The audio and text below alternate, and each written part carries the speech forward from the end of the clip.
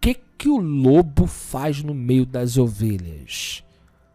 Brincar que não é. Edificar que não é. Cuidar das ovelhas não é. O que eles fazem com as ovelhas? Comem as ovelhas. Tá ok? Comem. Usufruem. Tá ok? É isso que Paulo está falando. E dentre vós mesmos se levantarão homens falando coisas pervertidas. Porque a comunidade tem obrigação de julgar o que ouve. Você não vai ouvir qualquer falador, meu irmão. Não entra nessa. Éfeso. Paulo não falou vigia? Tá vigiando. Ó. O que esse camarada tá falando? Aí o camarada chega do nada, irmãos, Deus vai relevar. Deus vai permitir que você case pela 5ª vez. Porque Deus é amor, misericórdia. Aí usa um texto isolado. Deus não levou em conta o tempo da ignorância. Só que ele esquece da vírgula e que o texto continua. E notifica os homens em todas as partes que se arrependam. Significa, para de pecar.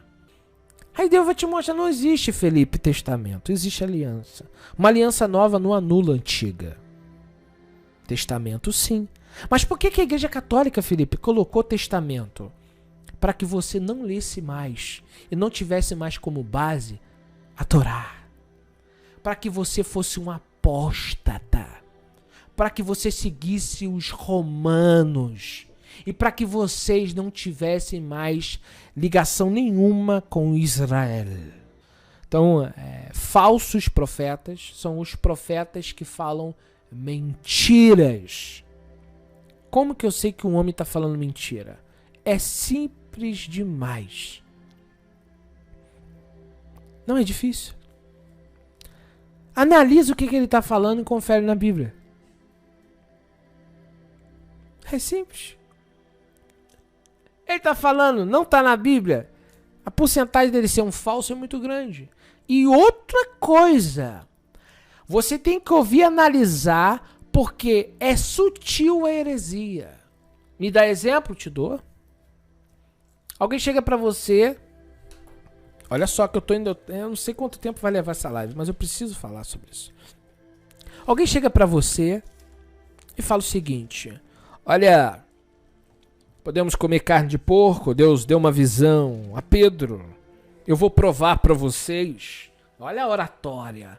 O falso profeta tem uma linguagem lapidada, ele tem uma oratória boa. Ele diz, olha, Pedro teve uma visão.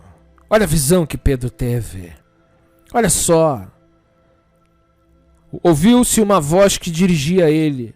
Levanta-te, Pedro, mata e come. Mas Pedro replicou, de modo nenhum, Senhor, porque jamais comi coisa comum e imunda. E segunda vez a voz lhe falou, ao que Deus purificou, não considere imundo. Sucedeu por 3 vezes e logo aquele objeto foi recolhido ao céu. Aí o falso profeta, está vendo?